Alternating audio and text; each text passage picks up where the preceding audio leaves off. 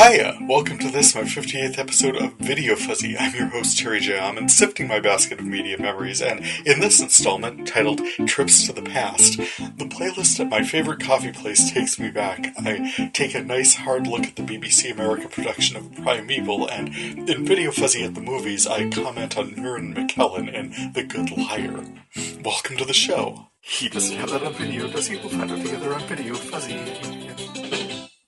City Brew last weekend was fantastic.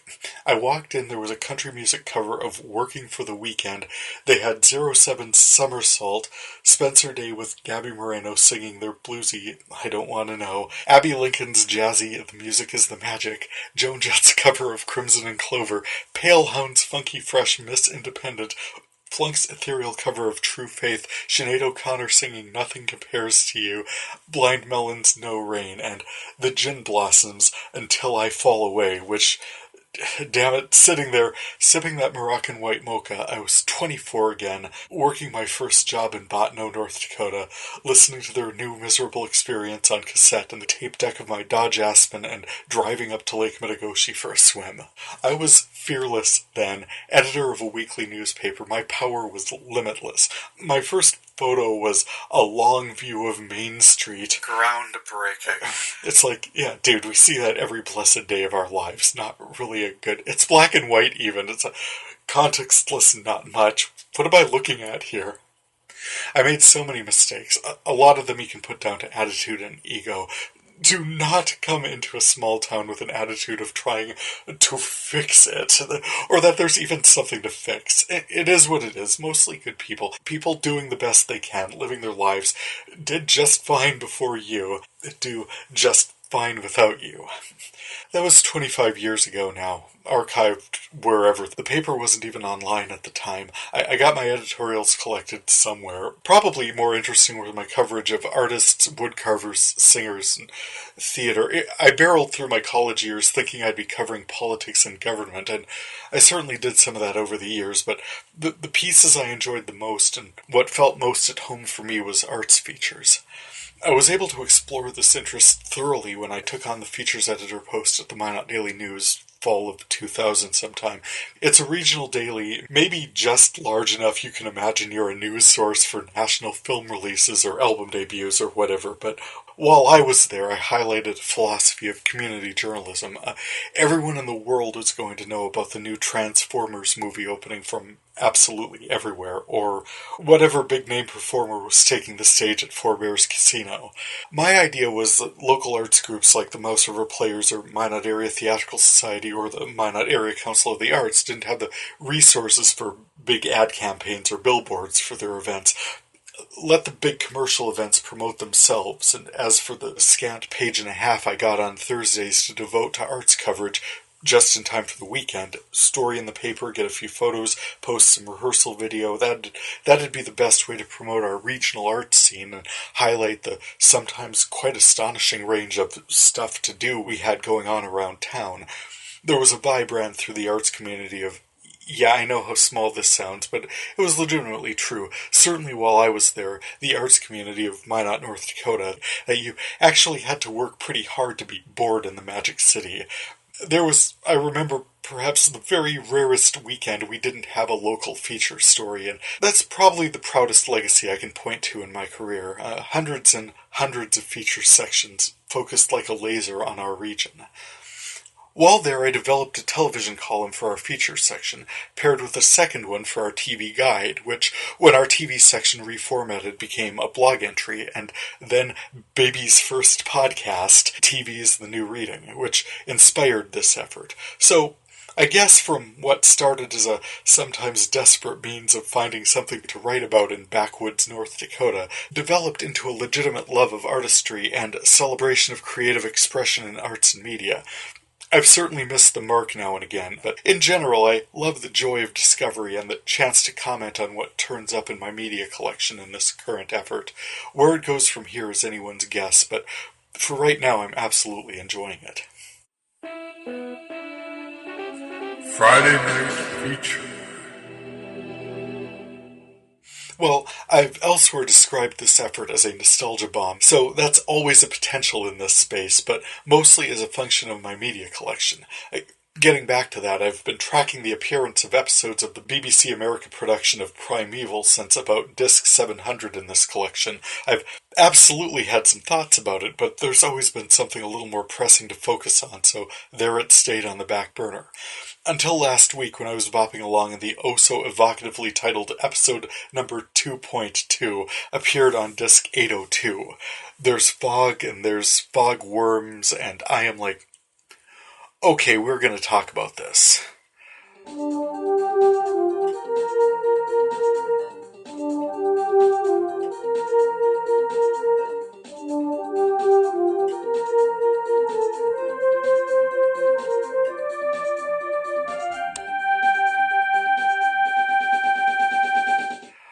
Primeval is a sci-fi drama series that premiered in 2007 starring Doug Henshaw as a sort of Steve Irwin crocodile hunter but dinosaurs, Nick Cutter, reasonably analogous to Matt Frewer's cryptozoologist Jim Taggart character on Eureka, and Juliet Aubrey as his estranged time-traveling wife, Helen. Primeval pulls us into a world where a rather mind-bogglingly well-financed government agency investigates Earth, but different, and otherwise familiar thread of Terran existence in which portals punch through various epochs of history and prehistory, and eventually a violent dystopian future, why not, open into a largely familiar present day, indistinguishable except for occasionally creatures from the distant past and the far-flung future show up and wreak havoc. To put this into the tiniest bit of context, BBC programs have been exploring the concept of time travel since at least the pilot episode of Doctor Who in 1963. That premiere itself is nearly 7 decades removed from H.G. Wells' publication of The Time Machine in 1895, who, last time I mentioned his speculative future shock piece, Things to Come, hit screens in British cinemas in 1936, so time travel is not entirely unexplored in British literature. What stands out about this production, apart from the assist of sharp CGI and rich, full-color digital settings, the show is not afraid to take chances, tell a bigger story than audiences might be ready for, and explore some conceptual issues other time travel stories ignore or shy away from. It's a love story tinged at times with brutal realism that is not easy for its main characters, and that's all valid.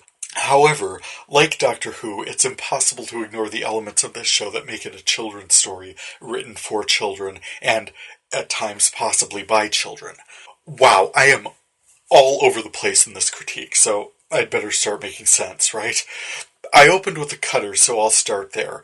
Sometime before the pilot episode, Nick and Helen, either as part of or as well as the ARC, that government agency I mentioned up there, puts it right out there, the Anomaly Research Center, encounter an anomaly. I put a pin in that, I'll circle back. Go through and spend a chunk of their lives together exploring the very distant past, like there were dinosaurs about 200 million years ago. Along with being hardy survivalists and good campers, they were apparently uniquely qualified to be exploring this relatively rustic time. At some point, Nick determines that he needs to return, and we meet him in the pilot episode. Maybe he thinks Helen is dead. He's surprised to encounter her later in Season 1. Also in the pilot episode, new assistant joins the ARC, Lucy Brown as Jenny Lewis, whom Nick calls Claudia, or Claudia he calls Jenny. I'm not tracking down and rewatching all these for this. Suffice it to say, a person he'd encountered previously in a different timeline who is not that person in his current timeline. This is a good place to stop and discuss the anomalies. No need to go any deeper than the show. There are portals that appear randomly, floating in the air, glowing balls of light, in which fractally transparent, they look like tiny triangular shards of glass, but they're not, appear to float, rotate around a central point in the glowing ball of light, and if you enter it, you are spit out, far as I can tell instantaneously, the other side in some other time period.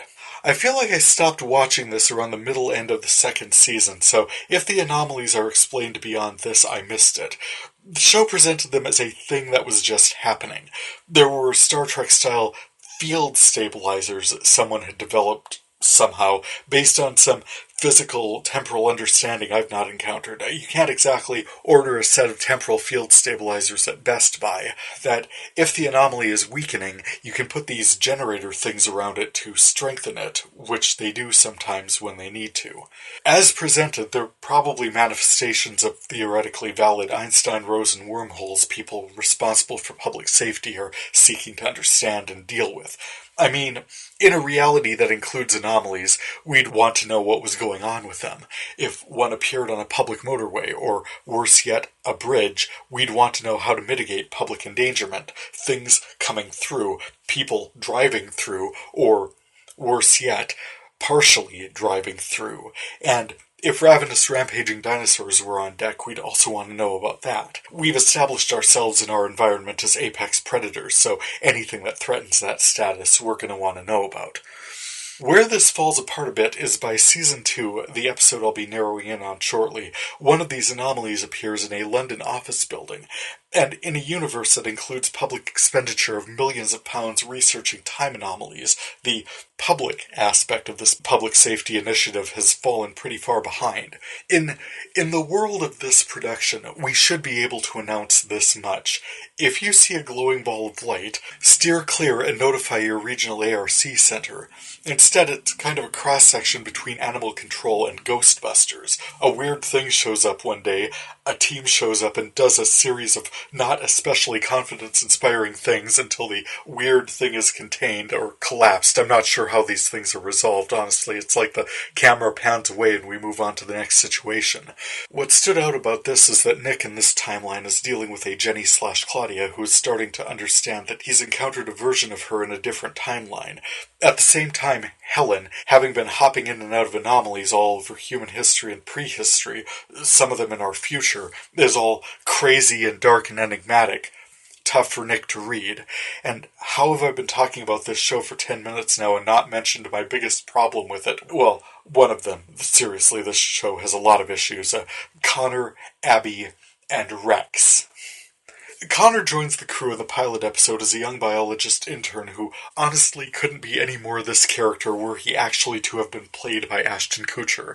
Wet doesn't begin to describe him. He's the show's great bumbling boob, the walking punchline played for all of the false bravado, hopelessly nerdy, and in every way the fumbling young idiot, paired largely with Abby, a young sophista, smart, knows her stuff, works at the London Zoo. She is simply delighted by all of the fun aminals they encounter in this show. She is as cool as Connor is hopeless, and wacky plotline, Connor's actually ended up rooming with her and looking after Rex, a cute little flying lizard they encountered and are keeping as a pet in Abby's flat. Right, this is the part that's the kid show, right? There's like scary predators and let us never speak of this again public endangerment, but it can't be that bad because there's these comic goofballs pouncing around, right? At the time this show is airing, CCTV is everywhere, monitoring everything. If there are pterosaurs flying around eating people, that's on security footage. People have camera phones. Okay, so in a modern office building, an anomaly opens to a Precambrian period where life, in this case, giant aggressive worms, has evolved in a deoxygenated environment. Oxygen is actually poisonous to them, but good news, a lot of this mist has rolled in ahead of them and they can lump about comfortably in their sulfur mist and nom all the people they encounter. Couple things. There are no people in their environment, so I don't know why they're so ready to eat us. They don't have eyes, so how are they finding us? There was some understanding that they might be tracking vibrations, so one of these CGI things gets really super close to a responder's face, but he's holding perfectly still, so the worm moves on. But can't sense the body heat coming off a full-grown person, and if it did and tried to eat him, has no teeth, the guy's bigger than the worm, that's not going to be a pleasant meal. These worms are the result of a writer's room whoop round with the... Get me some scary rolling mist and big scary worms. I love it. Science that up and write that. Modern climate-controlled office building, modern HVAC installation. Oh, and the anomaly showed up in a single glassed-in office. Most of the mist would probably pretty much been contained to that space. Then vented out into the atmosphere, and whatever worms came through would mostly be choking under 21 pounds per square inch of our current atmosphere, in which, okay, it's London, but it's still going to assert itself against this passive anomalous opening in an office building. Some of the drama comes in when the fire alarm goes off, but some people decide that conducting the business meeting they're in while breathing sulfurous smoke is more important than escaping the burning building. Or, as it turns out, giant man-eating Precambrian worms slurping around in a sulfurous mist. But you know what? If we survive this teleconference, just imagine that 5% jump our stockholders will enjoy in our third quarter numbers. Ooh, did somebody say pizza party? The team from the Anomaly Research Center show up to address the issue, mostly by stumbling around in the waist-high mist. One of them hops on top of a desk while the worms surround him like shark fins in the ocean. At one point, the team is descending an entirely mist-free stairwell, and Stumble-Bumble Connor is bringing up the rear and says, "Oh, at least that's over!" And at that second, a worm engulfs his head from above. It's hilarious. There's this thing that happens where a team member is in the elevator shaft and the elevator is coming up and, oh wow, it stops just short of crushing him. Except that he could have just stepped onto the top of the thing, zero issues. I mean, and at one point they're finally able to vent the mist, which frankly these creatures could have been outwitted by 3 industrial fans. Well, the worms swell up and explode. Turns out this is how they reproduce. Smaller, squirmy wormies the size of a trout land like leeches and try to burrow into everyone's skin, which, again, there aren't people in this era. How is this a good reproductive strategy for these creatures? It's like it was written to emphasize the scary, creepy, oh my god, attack of the monster of the week and scares the shit on with no regard for science, physics, biology, reality, anything. If the problem is that someone is trapped on the other side of an anomaly, they've got to do everything they can to stabilize it from this side, which, so much drama, it's desperately unstable. But if we have things coming in from the other side, however, those anomalies are so friggin' stable we may as well just establish a park around them. And anomalies are sometimes floating way up in the middle of the sky, and some of them show up in public swimming pools, and some things come from the distant past, and sometimes from the violent distant future, and the shows are an hour long, so it takes an hour to deal with whatever it is, so there's more time than the writing is worth to explore these character issues.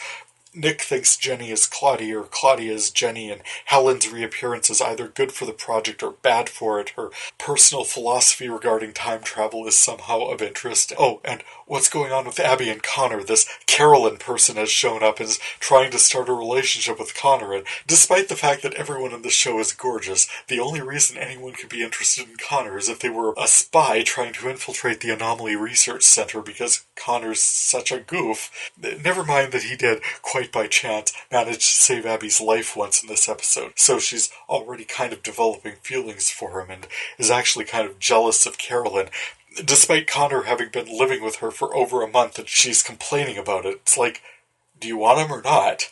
Most of the energy of this relationship is cliched, bumbling nerd and beautiful woman, already pretty well exhausted in The Big Bang Theory.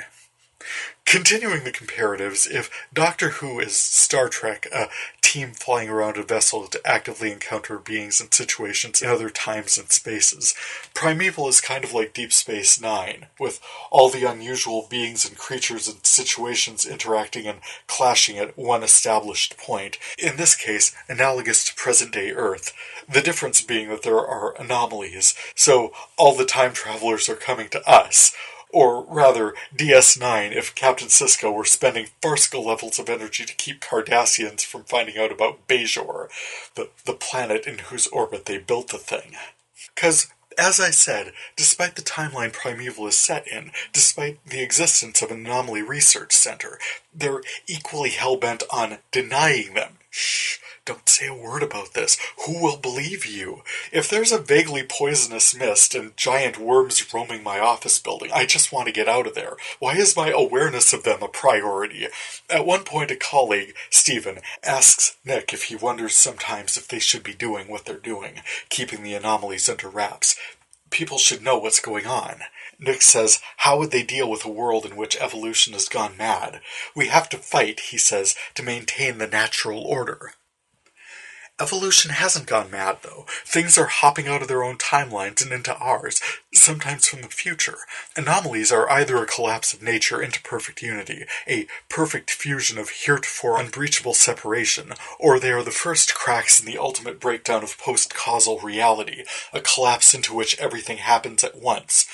For the moment, we can step through like doorways to explore and perhaps through our actions further destabilize. We can't know. As of when I stopped watching this, we didn't even know what was causing these things. Evidence of the first human TARDIS? Re-perspective of Doctor Who's Girl in the Fireplace, perhaps? Hard to say. Like I said, I stopped watching this show, which for sure had some great potential. Nick and Helen, when they bothered, was one of sci-fi's truest explorations of adult relationships, changing, adapting, rapprochement post-estrangement, but for these and many other reasons, not just the spatial aspect of time travel logistics and the world shifts with each and every post-causal manipulation of past events, which apparently connect up with different timelines people enter with alternate memories. Hell, just Abby and Connor's silliness was enough for me to step away. Just to say it, though, as instincts go, I knew I had some thoughts about this series. Glad I held off to explore them properly. Cross Connection. I was clicking around a bit for the Studio 6 Feet Under connections on Primeval. I'm showing Ben Miller in Paddington 2 with Doctor Who's Peter Capaldi connected by way of David Tennant via DuckTales to the West Wing's Allison Janney to Bradley Whitford on Studio 60.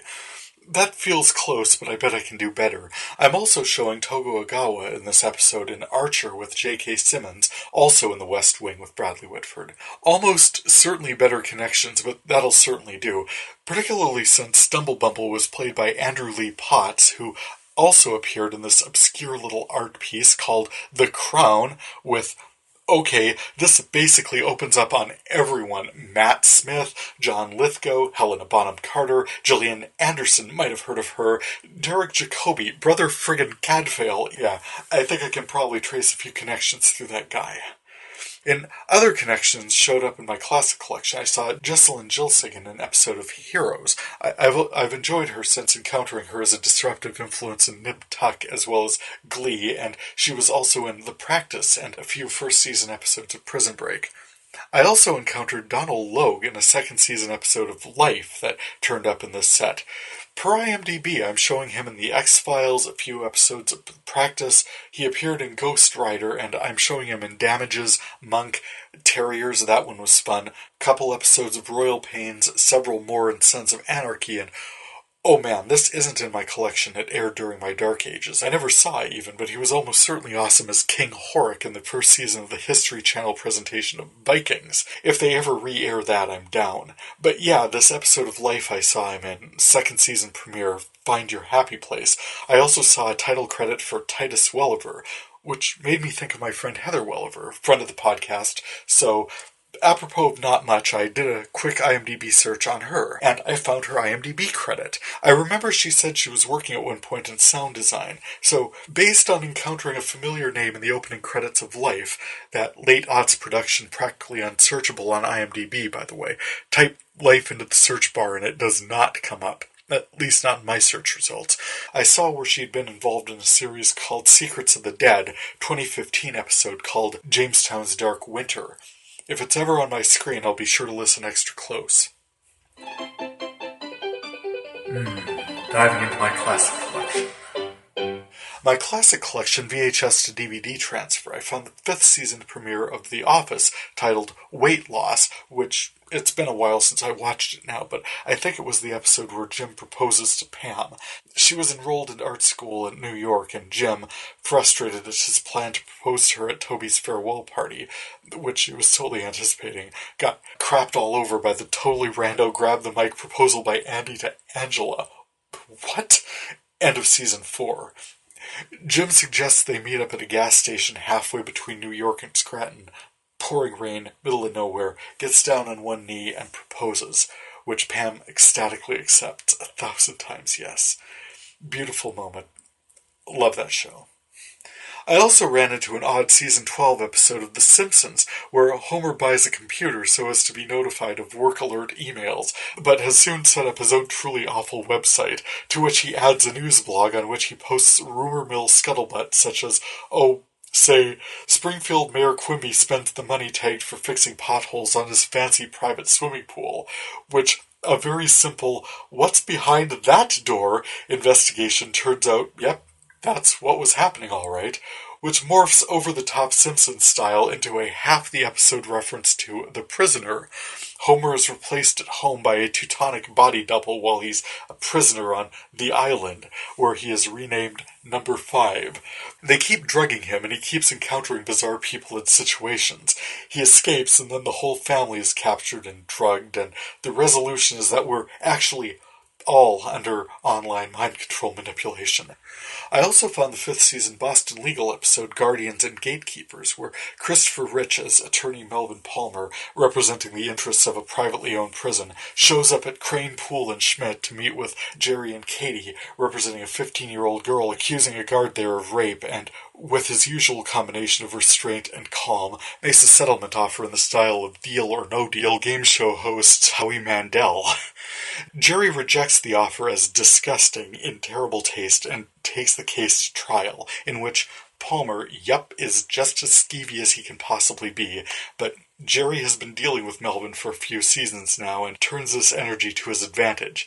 Fortunately, Jerry was able to dial in exactly the right level of oh my god, not to mention it's a slam dunk case to make that guards at a private prison really shouldn't be raping the inmates. The jury has some pretty strong feelings about that and return a verdict north of $1 million. I really enjoyed watching Christian Clemenson expand his Jerry Espenson persona over the course of this series. It's easy to play for laughs, but he found a voice for this brilliant, if socially awkward character. Yeah, he's got Asperger's syndrome, but he's way more than that, and kudos to the writing team for crafting this beautiful creation. Other standouts included a 2nd season Mad Men, in which one of the drunker associates at Sterling Cooper wets his trousers at a business meeting. The response from management is to give him 6 months paid leave, during which time he needs to dry out. Don can relate a bit, Betty having kicked him out of the house on suspicion of infidelity. By the end of the episode, they actually encounter Patrick Fischler as his accuser, Jimmy Barrett, at a private club, and Don punches him in his oh-so-punchable face. It gets them kicked out, but he feels good about it. Finally, the 2nd season premiere of Chuck showed up, and that was fantastic. After a year dispensing real-time intel accessed from a database otherwise locked in his head, Chuck, Zach Levy as geeky nerd herder, big box electronics retail problem solver Chuck, who has been a spy ever since a former college roommate hooked him up with a top-secret database called The Intersect. As Season 2 opens, Chuck is being replaced by a highly trained squad of elite agents, all of whom will access the updated Intersect, the Intersect 2.0. He spends the episode contemplating life after the agency, maybe dating agent and former handler Sarah Walker, but a rival intelligence operation, Fulcrum, compromised the intel and used it to blow up the squad, so Chuck is still the only asset capable of accessing the Intersect, so he's very much back on the team.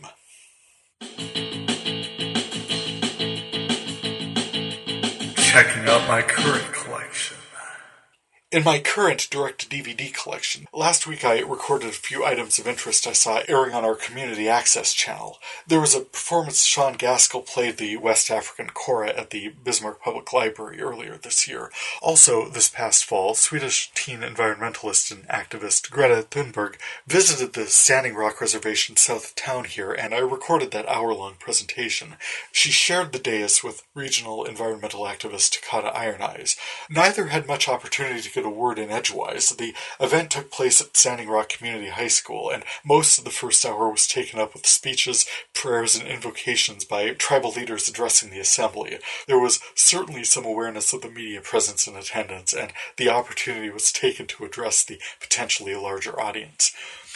Other presentations included a documentary short on the history of the rail bridge crossing the Missouri between Bismarck and Mandan, History of the Rail Bridge, Bridging Space and Time, which aired January 21st at the Bismarck Public Library, and a 2019 profile called Shadowcatcher by University of Mary student Philip Litton, featuring a wet plate collodion photography by Shane Belkowitz of Bismarck. In the piece, Belkowitz traced his history with the medium and work he has done over the past most of a decade, including from this past summer a massive art installation titled Throne of the Gods, which, when they were getting it set up on the steps of the North Dakota State Library, looked like a camp costume installation, but when you see the plates he crafted in all of their monochromatic depth, the scene took on a powerful significance. Capturing these complicated, no-second-chance images on fragile glass plates using this dawn-of-time photographic technique seems like an unusual hobby in a world where an afternoon with a cell phone and filters can capture hundreds of malleable, perfectible images. But this may be the point. For the art installation on the Capitol grounds, Belkowitz said he brought 12 plates. The dozens of actors portraying the celestial luminaries of the Olympian court had to take their positions and hold those positions in order to create that image, which was stagecraft in itself. That creative energy is evident within the image that results. Belkowitz got philosophical at one point, which, given the nature of this project, really grabbed my attention. He said, "There's only a finite amount of time we all have on this earth, so you've got to ask yourself, what do you want to do with it? Do you want to be remembered? Is that important to you? And if you do want to be remembered, I want to be remembered, it's not a vanity thing," he said, adding, "It's just, I think everyone's life has something to give. There's a story to tell. It's your life. What are you going to do with it? What do you want people to know about you? Do something. Do something that's important. Do something that's important to you. Do something important for the community. Do something that's important for someone else. Is that not how we can live on? Is that not how we build these legacies and try to change the world?" He described a future in which some future archivist, maybe it's their first day at work, lifts one of his pieces from a vault hundreds of years from now, turns it over, reads the names of the people in the photo, and, for a moment, those people are alive again. He is, their memories are, and I thought that was a sweet image. Together with all these talented, creative people, those memories have been preserved indefinitely, that energy captured and communicated to an unknowable future. Right now, I have 16 binders full of discs. I have been cataloging these archives for more than a decade and putting this commentary together for a couple of years now. If, in the end, they're nothing more than a searchable database for my personal media collection and this affiliated opportunity to comment on them, that's all I really needed them to be. I'm just happy to have compiled decades of recorded media to a format that is so very much more portable than they were. And thank you for coming along for this exploration. I should talk about American Horror Story 1984. Oh, and there I have. The 9th season finale aired a few weeks ago. It was fine, I enjoyed it. I also enjoyed the finale of Cake, which wrapped up the Oh Jerome No saga sweetly, with the footings laid in for a solid, loving relationship, provided that man seeks some counseling, because, oh, wow. Breezing right past Karen Walker feeling overlooked in Will and Grace and Will's off-camera breakup with McCoy, I wanted to touch on Superstore, wherein Mateo seeks to build a better case for his immigration bid by running a toy drive. The store tries to help him, but Fred Armisen's outside that specific day playing an enthusiastic Samaritan kettle jockey. There were so many solutions to this issue, such as, oh, hey, set it up for a different day, or join forces with them and try to raise more funds together, or do it separately and people can support two things, but this is a sitcom and these are the yolks, folks. Other storylines, Amy tries to set Mateo up with her brother, Garrett gets ghosted by Colleen, and then one where Sandra was trying to get Garrett to be friends with Jerry. The best so far was a few weeks ago when, as their officiant, Glenn forced Sandra and Jerry to tell him what they loved most about each other, and they said, doing it, going into increasingly uncomfortable detail. But the most amazing scene was from last week, when Cloud9 set up curbside service and employees were forced to hump a ton of orders in under 30 minutes, and apparently there were enough people wanting to do this that they were constantly running orders. When they complained that they were exhausted, their supervisor, Dina, sneered that she could do it all herself. And she was doing it. She was really moving. But she missed one box of wine glasses on one customer's order, so she tried running it out by herself, and a customer ran into her. She bounced off the hood of their car and onto her back. I shrieked. Clearly suffering, she still struggled to her feet and tried to deliver the broken wine glasses. I mean, wow. One show that always seems to give me the really deep feels these days is The Good Place, where William Jackson Harper as Chidi Oniganye re-experiences hundreds of years of memories in a last-ditch effort to save the universe. That is, to save this version of it. A recent episode of the show returned a judge's ruling that life on Earth has become far too complicated and morally murky for the established point system, by way of which people are sent to their afterlife to the good place or the bad place to be of any further use. So instead of changing the point system or just giving people a break, the judge, played delightfully by Maya Rudolph, plans to cancel Earth. Upon hearing this, the Janets rebel. They all march into the judge's chambers. Darcy Carden has this entire fleet of Janets. All the Janets. Good Janets, bad Janets, neutral Janets. They had a disco Janet, for Christ's sakes. They all play keep away with the judge's Earth rebooting thingy. And as she's searching them one by one to carry out her judgment, Eleanor realizes the only way Team Cockroach can appeal the judge's ruling is by appealing to Chidi. Michael returns Chidi's many memories from his many, many, many reboots. Hundreds of years of memories, and what we got to see is Chidi torturing himself and the people in his life, all the while just trying to do the right thing. And as he rejoins the group, he himself has had a realization that it's not him. It's Eleanor who is the key to saving the universe. Well, she was pretty sure it was going to be him. So never fear, it'll be Brent. Brent will come to and save the day. Oh, spoilers. I don't think they'll do that. The perspective of having watched this thing since the beginning. Okay, binging the first 2 seasons on DVD and then watching seasons 3 and 4 as they air them, is how extraordinarily satisfying a well-written half-hour of television can be. Watching scenes that were familiar but shifted slightly to see them from Chidi's perspective was sometimes jaw-dropping. We saw him interacting with Jason and Tahani, exploring profound truths about his own existence, and really the foundation of this character, an 8-year-old assembling a master's course on philosophy in an effort to save his parents' marriage, gotta say, rings pretty darn true. As always, can't wait to see where they're going with this. VideoFuzzy at the movies! Before the big one I saw this past weekend, I wanted to talk about a couple of movies I encountered in my current direct-to-DVD collection. FX recently presented the sequel to The Kingsman, in which Samuel L. Jackson was a Mickey D's aficionado bent on trying to get everyone to kill each other so as to take over the world. This follow-up, The Kingsman, The Golden Circle, Taron Egerton reprises his role as Eggs, an undercover gentleman spy teamed with spy tech guy Merlin, when all the other Kingsmen are destroyed in an attack by global drug kingpin Poppy, played by Julianne Moore. She taints the world's supply of illicit drugs, and everyone is at risk of dying horribly unless the U.S. president pays a ransom. He's got no intention of doing so, feels all the addicts are getting what's coming to them, but Eggsy can't share his disinterest. His fiancée, Princess Tilly, is among the infected, and he wants a cure. Missing his teammates, he and Merlin hop the pond to connect with the American team of gentlemen spies, the Statesmen. There's bar brawls and explosions and intrigue and double-cross, plus the attack on Poppy's retro 50s compound is the stuff of video games. Livened, not much, but it's so appreciated by her having kidnapped Elton John, so even further ties there between Sir Elton and Egerton. It wasn't a bad movie. Lots of action, lots of adventure. I think maybe it wouldn't have hurt to have seen the first movie a little more recently than I had, but yeah, enjoyable. Then I saw where TNT was airing The Imitation Game, starring Benedict Cumberbatch, detailing the contributions of British cryptanalyst Alan Turing to cracking Enigma, the outrageously complicated cipher the Germans were using to encrypt orders, directing troop movements and ship positions, and kept them steps ahead of international intelligence agencies seeking to crack the thing.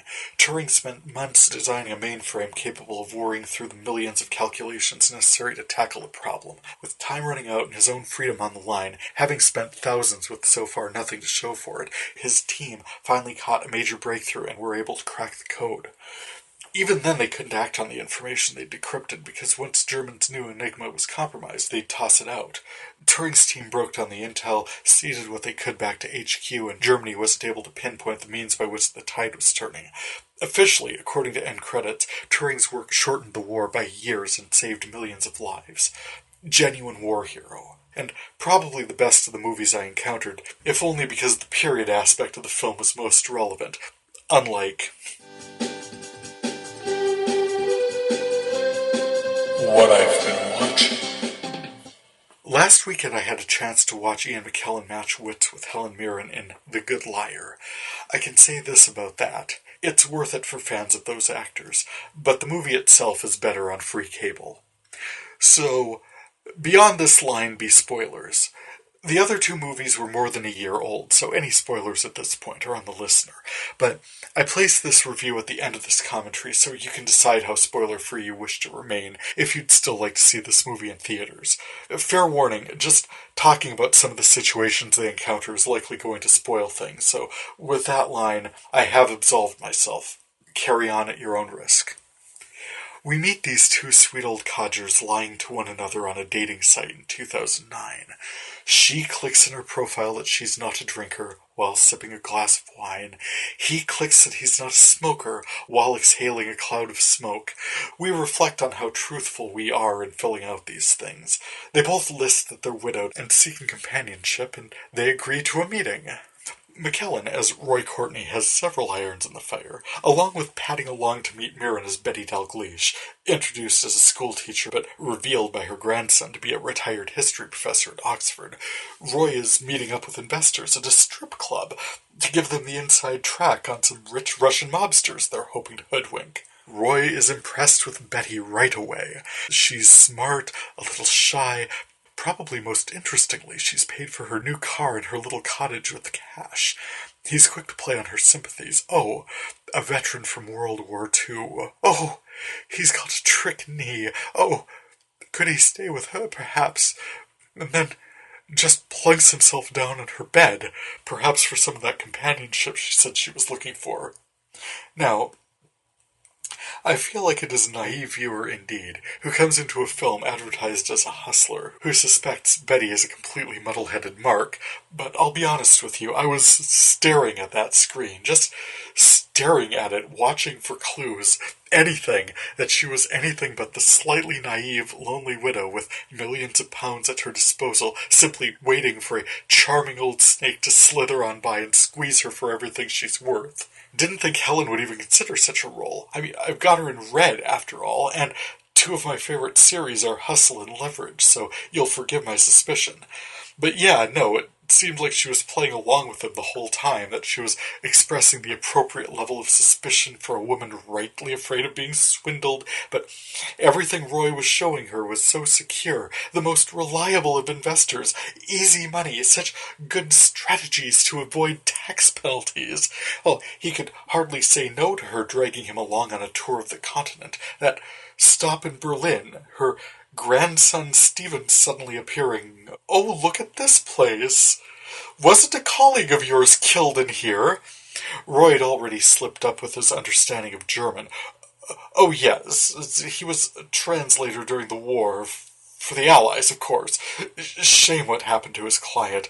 What a busy bee Betty's grandson has been on her behalf. What a lucky grandmom to have such protection for her interests. Roy slips away from Betty a few times to deal with some fallout from those other investment deals he had with the Russians. Bilked thousands of pounds from a couple of right nitwits. No names, of course. The deal gets done, but oh my god, the police are on their way. Oh my heart. Oh, the two co-investors turn tail and run. Bilked out of thousands of pounds. Can't tell anyone. Nothing to tell, even. Except in a city the size of London, one of them actually sees Roy again, and he's got to shove him in front of an oncoming subway. So, Roy's a scam artist and a murderer. Roy is also going to clean Betty out, take her for all she's worth. Oh, except I mentioned that thing where she's also been scamming him the whole movie. I just wasn't able to see how. Yeah, that's about what happens here. He'd been targeting her through her dating profile. She'd been following his career for much longer. In some ways, since she was a teenager. That's when Roy, or as he was known then, Klaus, her English tutor, perhaps in response to her sisters humiliating him in the music lounge, perhaps because he's just a terrible person, met her for her lesson and raped her. Well, that's awful, and because he informed on her father about production slowdowns at his factory, her whole family was turned out into the street and left penniless. She clearly landed on her feet, married well, raised a beautiful family. Roy never met them, only met Stephen, her actual grandson's boyfriend. Betty confirmed it was him, agreed to set up a joint account, and then she did exactly the thing that he'd planned to do to her, used her transfer codes to clean out the joint account. Oh, poor Roy. He's beaten up by the swindled investor he hadn't murdered, and she left him with just enough to remunerate him. Even so, he tries to avoid this and takes a serious beating for his intransigence, which puts him at his worst nightmare, drugged and broken in the care of public health. See, all spoilers aside, when I'm watching a movie like this, my senses are heightened, my antennae are up and twitching. What's she doing? How's she doing it? We see, because the camera follows him around, all the things that Roy is doing to scam Betty. We're led to understand with just a few clicks, and this... My God, does he work for Interpol? Student grandson of hers, she's able to identify him as her long-lost rapist, thief of the identity of a wartime colleague, and murderous swindler of investors who has somehow managed to get away with these crimes and none the wiser. But now he has gone after the wrong widowed pensioner. One wonders if this is a voyage of discovery she undertakes whenever she sees a granny scammer's picture in the newspaper, this helpless dowager in distress routine she puts on, and the whole story of her targeting him and why, tracking it back to a rape 100 years ago. I mean, I get that it's traumatic, but so was the entire war. I mean, that was the thing I thought for me was too hard to swallow. In 2009, you can find stuff out about other people online and through records, especially if your grandson happens to be an investigator. But what extraordinary luck to find the Klaus who raped you in the 1930s and informed on your family and ruined your whole life. And to be honest, this thing where every evil thing that happens in the universe has to trace back to Nazis discounts the ordinary low-level evil potential in all humanity. So you buy a bungalow and set a honey trap and make yourself aware of all of his side scams as well as your own, and if you know about all that, then actually let him get away with murdering a person, accepting the official version of tube accident. Ian's just too busy of a bee, and Helen is too clever by half. That said, I'm looking forward to FX airing this so that I can watch the entire performance again. I'd for sure like to explore how justified I am about my ambivalence of this otherwise beautifully filmed, beautifully acted, and, be fair, seriously complex piece of storytelling. If you know what it is you're looking for in the first place, it's probably easier to see. And with that, thank you so much for checking in my video cataloging project. You can check out my catalog listing along with audio links at VideoFuzzy.blogspot.com and past episodes at Apple Podcasts. Feedback is always appreciated, and you can contact me through my blog or podcast sites via email or through my VideoFuzzy page on Facebook, or you can follow me at TJVideoFuzzy on Twitter. For VideoFuzzy, I'm Terry J. Aman. Happy viewing. It might be amazing, it might just be fuzzy. We'll find out for sure the next video, Fuzzy.